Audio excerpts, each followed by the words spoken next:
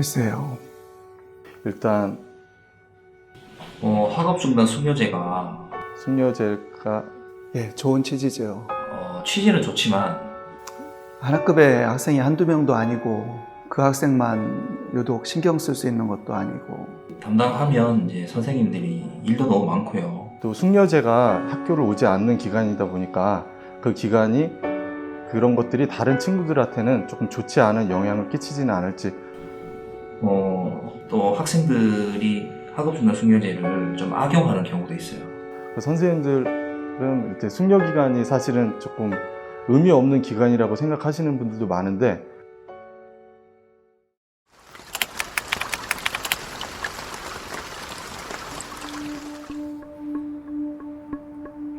이 학기에 들어선 요즘 난 며칠째 학교에 나가지 않고 있다.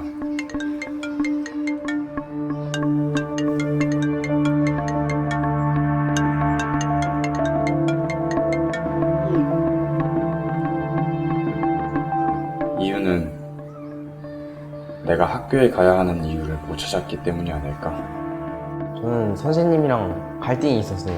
막 선생님이 저한테만 좀 뭐라게 하시는 것 같아가지고 그냥 애들이랑 좀 사이도 멀어지고 선생님들이랑 얘기하기도 좀 그래요. 힘들어서 그런 게 아니라 그냥 친구들이 학교 안 다니니까 친구들이랑 같이 놀고 싶어서 그냥 놀고 다니더라고요.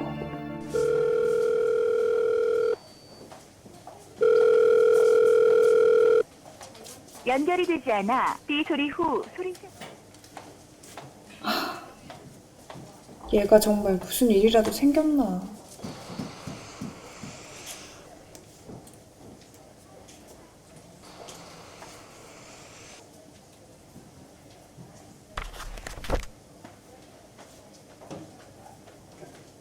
내일은 꼭 나와야 할 텐데.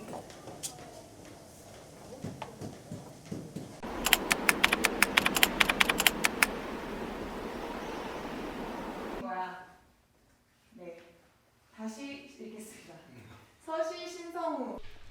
자, 너의 말들을 웃어 넘기는 나는 나한테 너를 던졌다. 그리고 나의 마음을 너는 모르겠지. 야, 흥분하지 말고 오늘 배운 거 중요하니까 까먹지 말고. 네. 점심 맛있게 드시도록. 네. 야, 오늘 급식 뭐야? 이제 온 거야? 그러게.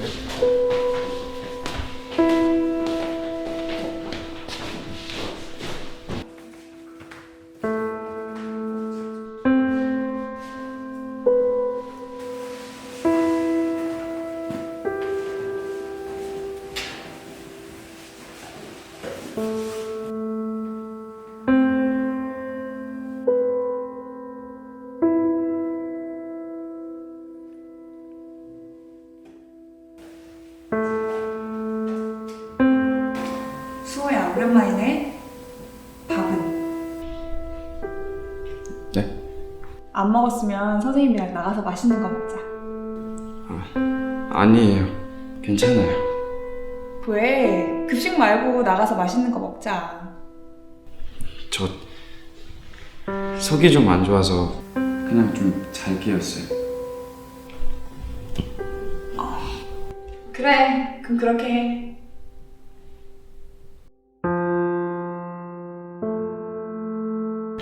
학생들이 학교에 이제 안 나오는 이유는 다양합니다.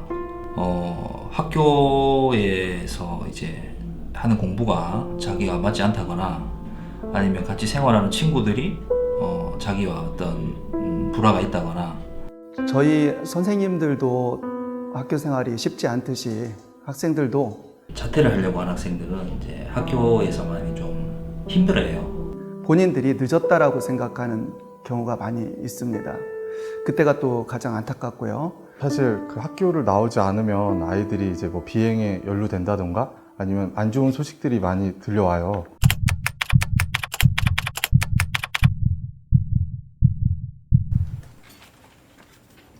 이선생님 점심 먹었어요? 네, 저 먹었어요.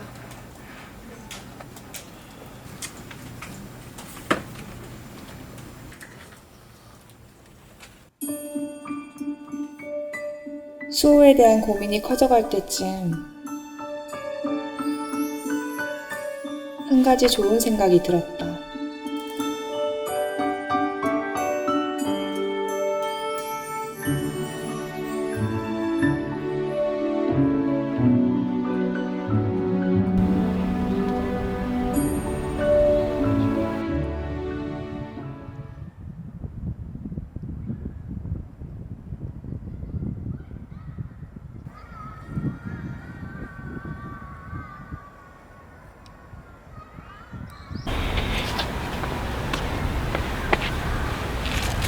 수호야, 추운데 밖에서 뭐해?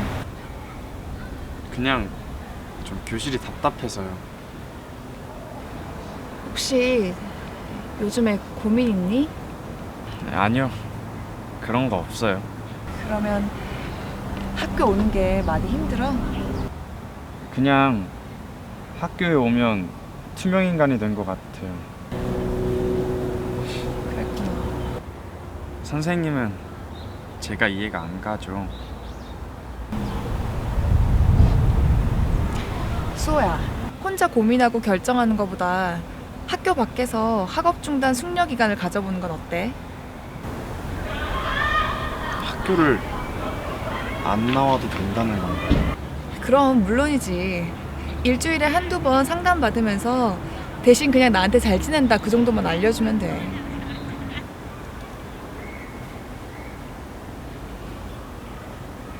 그렇게 할게요. 약속하는 거다.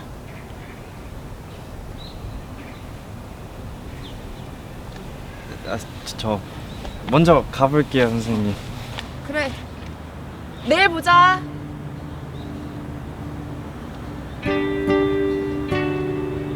그 우리 몸에 그 작은 상처가 나면 그 적절한 시기에 적절한 약을 투여해서 그 몸이 정상화되는데 조금 도움을 주잖아요. 괜찮을까 괜찮을까 염려하는 그 단계에서 어쩌면 조금 빨리 조금 위기가 발생됐을 때 적절한 순간에 적절하게 사용되면 왜 하는지도 모르겠고 그때는 화만 나 있었어요. 소개받았다는 이유로 그냥 화나 있었고 바로 자퇴하고 싶은데 못하니까 혈관이 화가 났었어요.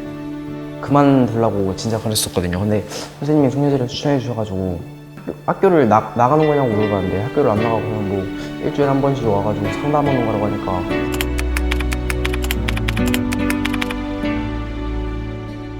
반갑다. 네가 수호구나?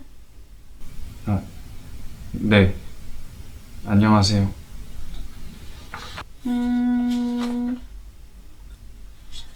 수호는 학업 중단 숙려 기간 동안 특별히 해보고 싶은 게 있어? 아니요. 딱히 없어요. 쌤이 듣기로 수호는 평소에 생각이 너무 많아서 힘들다고 들었는데 맞니? 네. 생각은 많은데 정리도 안 되고 학교가 내 인생에 무슨 도움이 되나 싶기도 하고요. 그래? 근데 쌤도 학교 다닐 때 수호처럼 고민은 많은데 의지가 없었다? 근데 그때가 꼭 나쁜 시간만은 아니었던 것 같아.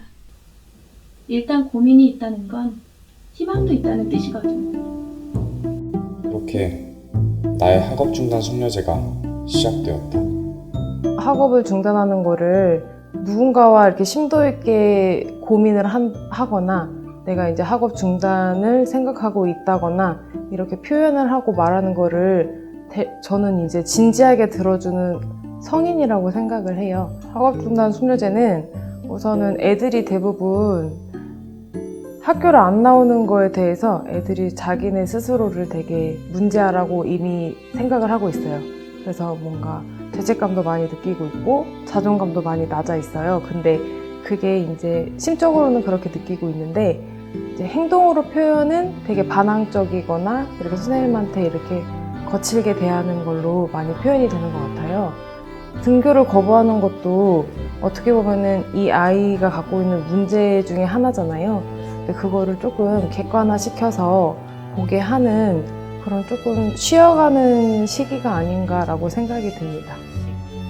대부분 이제 학업을 중단하는 경우는 이제 뭐 진로에 대해서 애들이 회의감을 느낀다던가 이제 막막할 때 이제 뭐 학교도 뭐고 다 이제 귀찮아질 때 학교를 대부분 많이 안 나와서 이제 진로 가치 카드 활동이라든지 그래서 좀 진로나 삶의 가치관 찾기 이런 위주의 1대1 상담으로 진행되고 있습니다. 짧은 듯 길었던 숙녀제를 가지면서 작지만 큰 변화가 생겼다. 벌써 우리 마지막 시간이네. 솔직히 쌤이랑 헤어지는 건 좀 아쉬워요. 수고 많았어, 수호야. 언제든 힘든 일 있으면 와도 돼. 좋은 일로 와도 좋고, 알았지? 네, 저 꼭 좋은 요리사 되면 여기 다시 놀러 올게요. 그동안 감사했습니다. 학사 한번 하자. 파이팅! 감사합니다. 누군가 관심을 가져준다는 것이 참 따뜻했다. 저희도 이제 일상을 살다가 지치면 여행을 가잖아요. 근데 이제 여행을 길게 갔다 오게 되면은 우리가 원래 지내던 곳에 이제 다시 돌아가고 싶은 마음이 들잖아요. 그것처럼 애들한테는 초등학교, 중학교가 다 이제 의무적으로 반드시 한 번도 내가 왜 이 학교를 다녀야 되지? 라고 생각해 본 적 없이 당연히 다니던 곳이었는데 이거에 대해서 좀 여행을 떠나듯이 한번 이렇게 멀리 떨어져서 생각을 해보는 계기로서는 좋은 것 같습니다.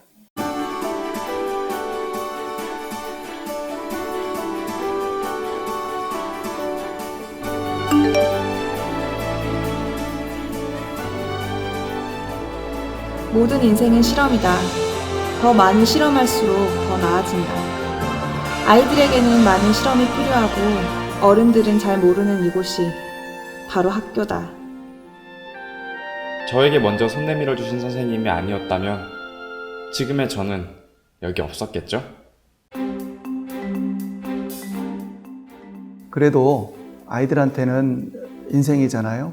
뭐 일이 하나 더 는다라고 해서 크게 달라지는 것도 없고 그 아이의 인생을 위해서 한 번쯤 숙녀제를 권해보는 것이 의미 있는 일이 아닌가 생각됩니다. 교사라는 직업이 잘하는 학생들에게도 교육을 하는 거지만 못하는 학생들을 교육하는 보람도 있기 때문에 학업중단 숙녀제를 열심히 운영을 해주셨으면 좋겠습니다. 사실 그 숙녀제는 마지막 학생들한테 주는 희망이거든요. 아이들이 받아주지 않고 그 다음에 선생님들께서 숙녀제를 권하지 못한다면 이 학생들이 그 학교를 다닐 수 있는 마지막 끈을 사실은 놓아버리는 겁니다. 다시 학생들이 학교에 돌아올 수 있도록 어떤 그 연결고리 그것이 숙녀제가 아닌가 생각됩니다. 영화 쉰들러 리스트에 보면 한 생명을 구하는 게 온 세상을 구하는 것이다 라는 말이 나옵니다. 그것처럼 제가 학업중단 예방 담당교사를 한 6년째 하면서 교사가 노력하는 만큼 학생이 변화할 수 있다라는 생각을 하게 되었습니다. 9명이 자퇴하는 것과 10명이 자퇴하는 것은 저는 다르다는 생각이 들고요. 학생 한 명이라도 선생님이 변화를 시킬 수 있다면 그게 큰 의미가 있지 않을까 하는 마음이 있습니다.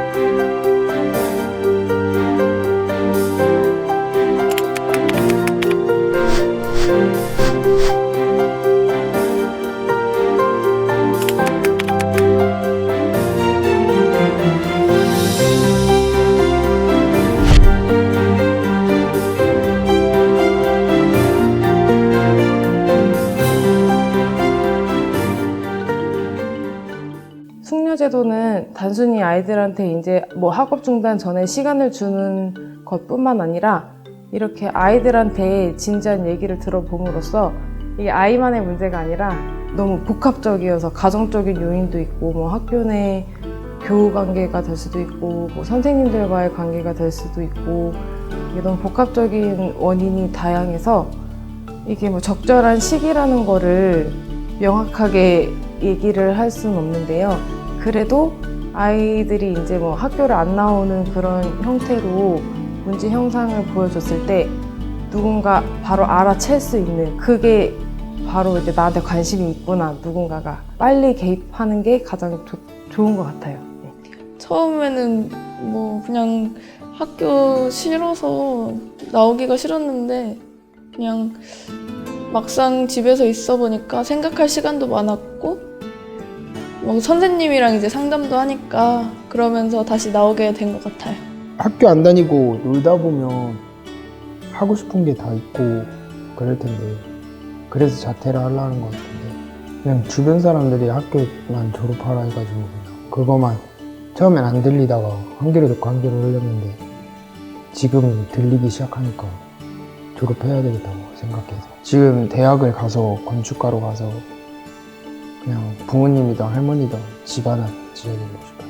그 숙녀제를 몰랐다면 학교를 안 다녔을 텐데 그 숙녀제를 알고 그 선생님이 이렇게 하라고 해주셨으니까 그거 덕분에 학교도 잘 나오게 됐고 숙녀제를 통해서 제가 아빠 막 회사 가가지고 일 좀 도와줬었는데 그거 저의 딱 적성에 맞아가지고 인테리어 디자인과에 지금 그 진학을 했는데 3학년 졸업하고 저희 아버지가 그런 일을 하셔가지고 이렇게 자격증 따가지고 저희 아빠 밑에서 일하고 싶어요.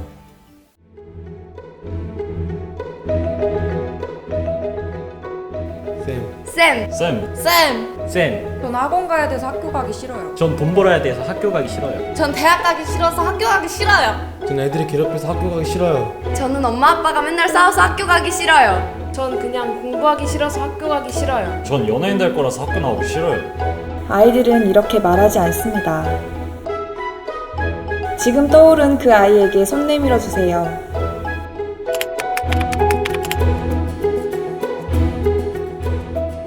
포기해도 되는 그런 학생들은 없습니다. 포기하게 하는 그런 무관심만 있을 뿐. 학교를 대신할 수 있는 건 학교밖에 없습니다. 먼저 알아주세요. 선생님의 작은 관심과 함께 아이들의 이야기는 다시 시작됩니다.